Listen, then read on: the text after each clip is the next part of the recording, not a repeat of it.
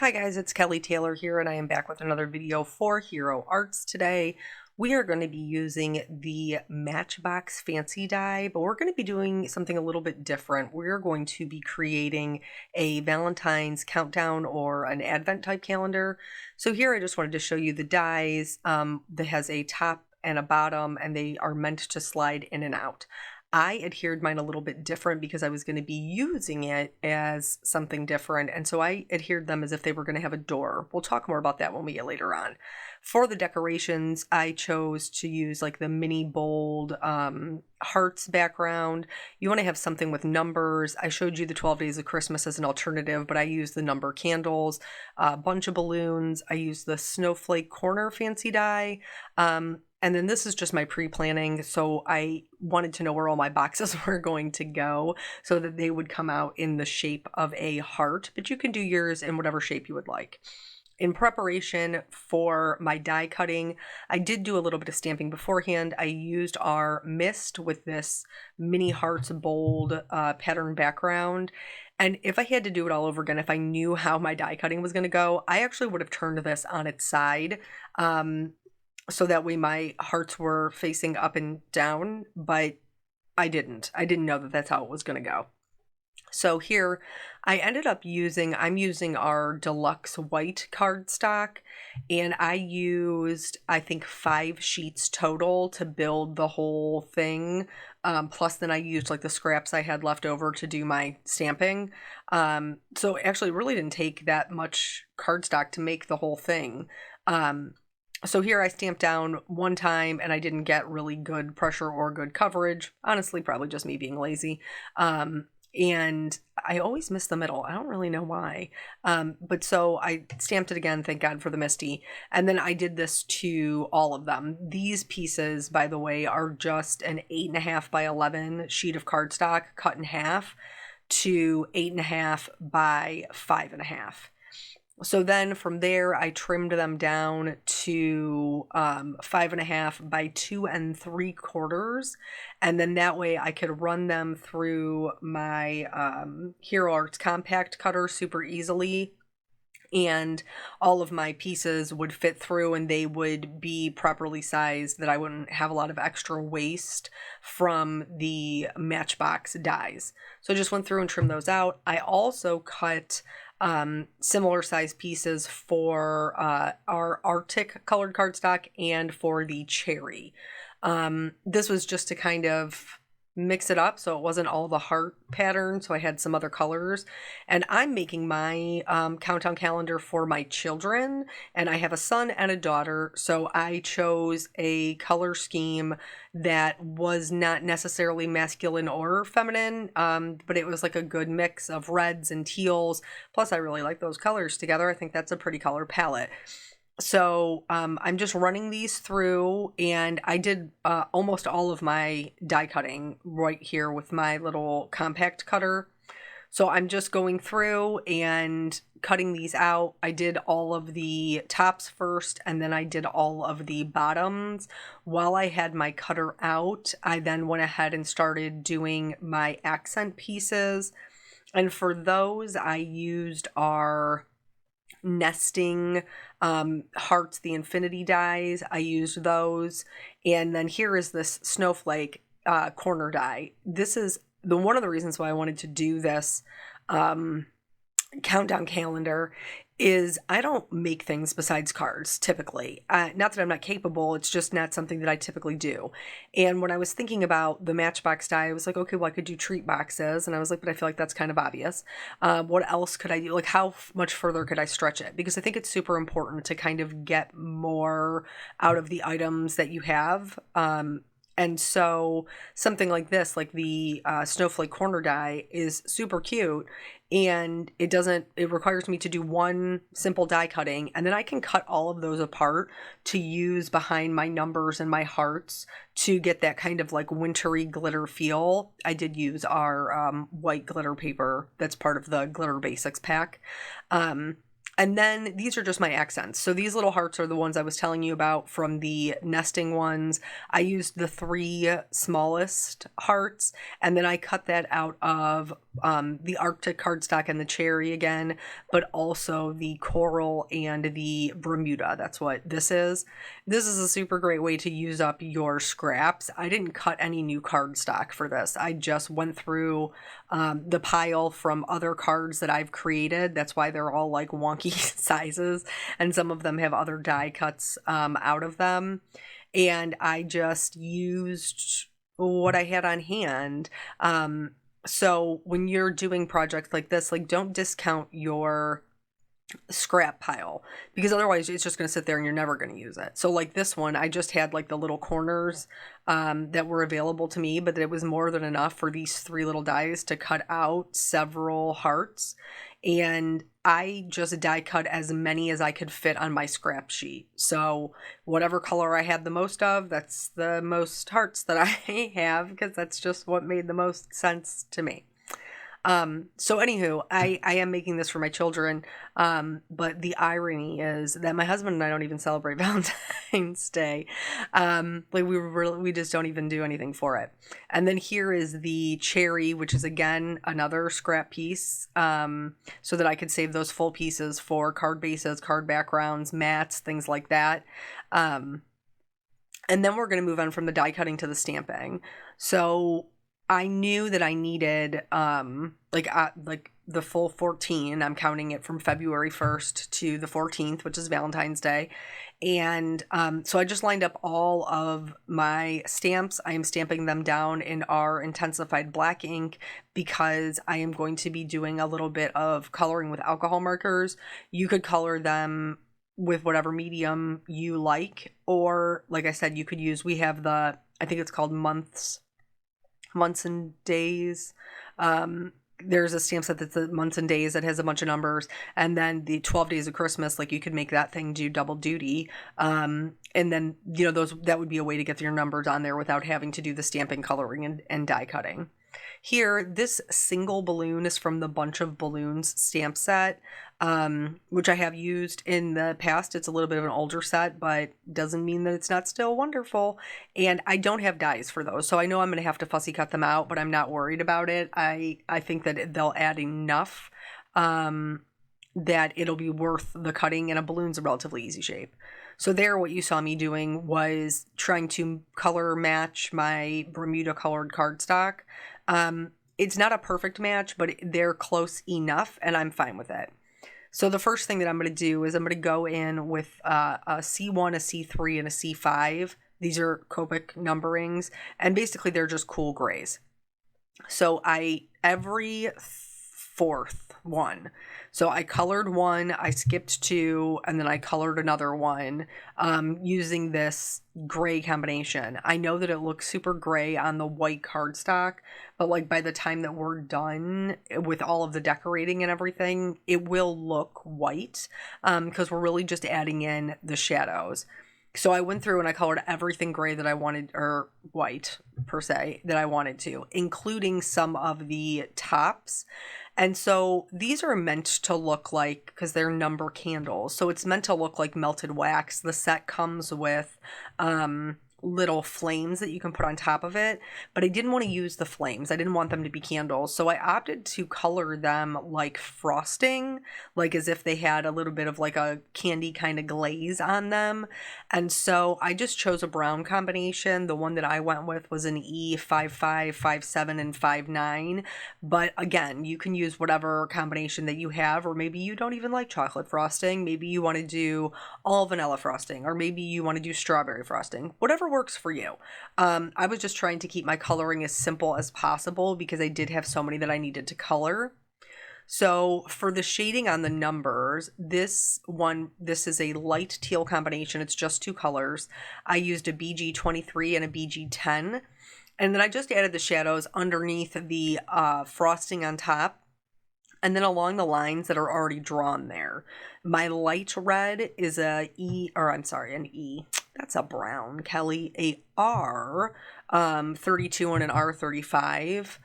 The dark teal combination is that same BG23, but then the shadows are added with a BG49, and the dark red is again that R35, and the shadows are added with an R29. None of this means anything if you're not using the Copic system, or if you're not trying to exactly recreate what I have made here. And I would encourage you to not do that. I would encourage you to make the color scheme your own, to make the decorations your own, and maybe just use this as a guideline. But I think that it came out super cute, and I'm actually like, if I can do it, anybody can do it, because like I said, this isn't even something that's normally would be in my wheelhouse.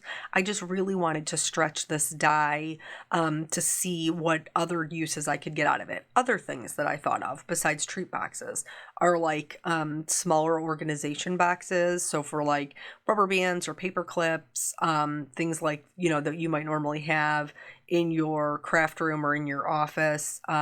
Also, and I know that I will use this 110%, for like the smaller things that you give for like birthdays or Christmas gifts, they don't come with their own box. Like, this would be something that is perfect for that and just super easy to kind of wrap up. And I know that I'll be using it for that in the future.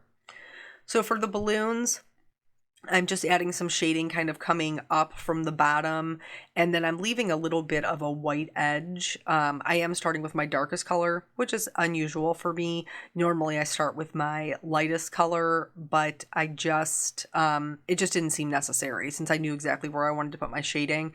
And then the lightest portion of each one of these balloons is located in the center. We're going to do some other things to give them like a little bit of sparkle and shine. But if you're just going with the coloring because you don't want to add all the other things, that would be sufficient to give them a little bit of dimension, so that you don't really have to stress about kind of how they're looking as your decoration. So once those were all done and colored, I went ahead and used the dies to cut everything out, and then I worked on fussy cutting the balloons. So here, these are the hero arts, like the little metal snippers. These are great for getting your dies apart without having to like twist them, turn them, all of that. I used to do that in the past, and it never worked out well. As for fussy cutting goes, I am right hand dominant, so I'm going to hold my scissors in my right hand, and then I'm going to turn the paper with my left hand. This is going to give me a very smooth cut. In addition, fussy cutting can be very challenging, especially if you're not as dexterous as you used to be. So in order to make sure that my cuts look super smooth, I'm going to take a water-based marker. That's important. You don't want to use an alcohol-based marker because it'll bleed into the coloring. But I'm just using a water-based marker to go around and color the edges just so that they look kind of more finished and put together. Now let's talk about these boxes. So if you're looking for a super crisp, tight, like bend in your seam, you can absolutely use a bone folder. However, I didn't find that it was necessary. I just folded them up with my hands. Here is the lid. And then I will move on to the bottom of the box. I used some of the leftovers that I had of the stamped heart paper for some of the bottom of the boxes, but I'm going to be honest with you, the majority of them I just die cut out of that same white Deluxe cardstock, because you're not really going to see them. You're only going to see just the edge of them, where they're like hanging out, like, you know, when you're looking at the side of the box. So I didn't feel like it was necessary to have those stamped on there, but if you do feel like it's necessary, like, go right ahead. This one requires, the bottom of the box requires no adhesive whatsoever, because they give you that little slit that the cardstock folds into. And so you would just need a little bit of adhesive on the side. But like I said, since I'm adhering these a little bit, like the function of them is a little bit differently, I'm going to adhere them together so that the front of it acts as like a door that my son, and someday my daughter, she's a little too little now, will be able to open. So here I'm putting glue on the inside flap, and then on the outside, not the one that's die cut to be the actual lid, but the one that is on the side. And then I'll put my box inside. I will make sure that that adheres down well, and then I will fold it over and hold that in place until I'm happy with, that it's all dry and good to go. The thing that I did to order to keep my doors closed was I did add a little bit of repositionable adhesive on this top flap. I use Tombow Mono Multi Glue because when it dries, it's repositionable. You do have to wait until it is dry, though. It is permanent if you put it down while it is wet. Or you can use a temporary tape runner, glue dots. There's lots of options. So these are all of my boxes put together. I have laid them out in my little heart shape, which is how I want mine to go. And then I'm going to use some tape to adhere everything together. This is 1/8 of an inch, and I will use this to, so like the bottom portion of the heart is just one box. So I'm going to put some of the tape on that side, and then I built them like row by row is how I went. So I put the tape on there, and then for the ones that are going to be adhered next to each other, I used this tape, and it fits perfectly right in between the gap from the top of the lid to the bottom of the box. And then once I had it on there, I was able to just peel that part off and then adhere it to the box that was next to it. So I just lined them right up. And then because the door is open, I could open the door of the other box and apply pressure to both sides. Now, I did my whole thing this way. And so I'm just going to keep going. You can see because the tape only comes up to the bottom of the flap that closes the door, they still open. And my children should have no issues being able to open them from either the top or the bottom. And then I can tuck them back in there. And I'll just go through and I will adhere all of them together in this entire row. And then I will add on the bottom box, and then I will add it to the top row, and so on and so forth. So I did a whole row first before I started stacking them together. And here I just wanted to show you how all of the lids, they do open even though they're glued together, and you can push them back down, and there's no issues with them being able to get in whatever the treat is inside. So now here I have that whole row put together, and then I am peeling the tape off of this box, and I will put that right in between the middle of the two boxes, and this will be my very last box. This will be my day 14, and I didn't have any issues with them staying together. I will say, if you're like, I'm spending all this time on this, I want to be able to use this every Valentine's Day. I want to make sure everything is super secure. I would recommend using hot glue. I know not everybody has a hot glue gun, but if you're really looking to make sure that it's not going to come apart and it's going to be super sturdy, this is really strong adhesive. And like I said, I didn't have any issue. I stood mine up, I laid it down, I moved it for my photos, I did all of those things, and I didn't have any issues with it falling apart. However, I don't know how it would hold up in storage or being bumped around or any of those things. So I would recommend hot glue if you're looking to keep it as a long-term project. Here I have all of my numbers laid out, and now I'm just beginning my decoration process. I've laid all of my die cuts out, you can see to the right-hand side, and I'm just kind of layering them on, trying to see, what I like where, and this is totally personal preference. You decorate it however you would like. I've cut apart my little snowflake guy, and I've tucked some of those little glitter areas into other pieces. And I'm not going to show you the whole thing because it did take me a while. It was a little tedious. So now here, not tedious for me to do. I enjoyed it very much, but probably tedious to watch.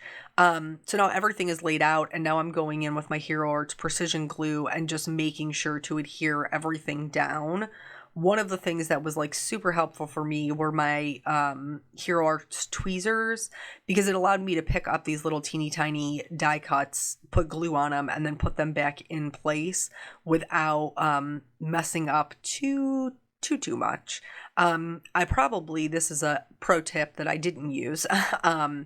When you have everything laid out, maybe take a picture of it, like with your cell phone, so that way when you're going back through and actually adhering everything down, you will be able to see how it was that you originally intended for it to be. So even though this is a lot of decoration, it's not the last of my decorations. So now everything is adhered. And then I wanted something that made it feel a little bit more like Valentine's Day. And that's where the sentiments come in.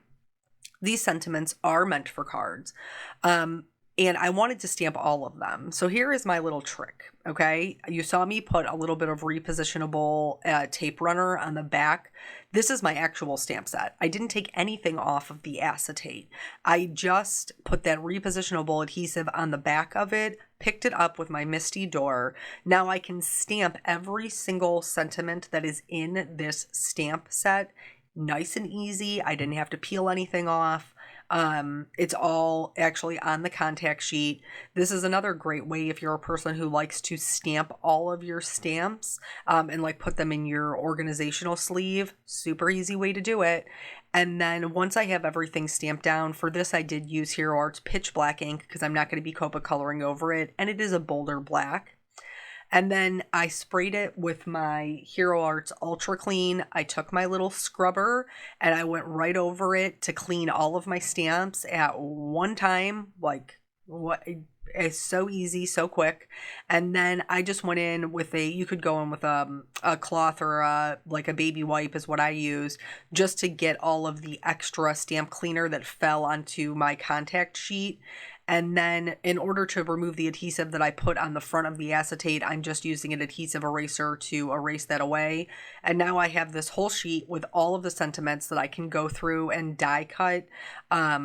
Cool thing about this stamp set is some of them actually, even though like this Be Mine is together, it actually die cuts them as separate. So I was able to split them up and put them on 2 different boxes, which I was a huge fan of because it let me customize it. So the other one that I showed you was the Loving Sentiments strip, which is another one that's super great. You can stamp all those sentiments at one time and then die cut them with the coordinating die. And then you get a bunch of little like label type sentiments versus the script that I used here. And that would be a really great fast way to kind of make it just feel a little bit more like Valentine's Day.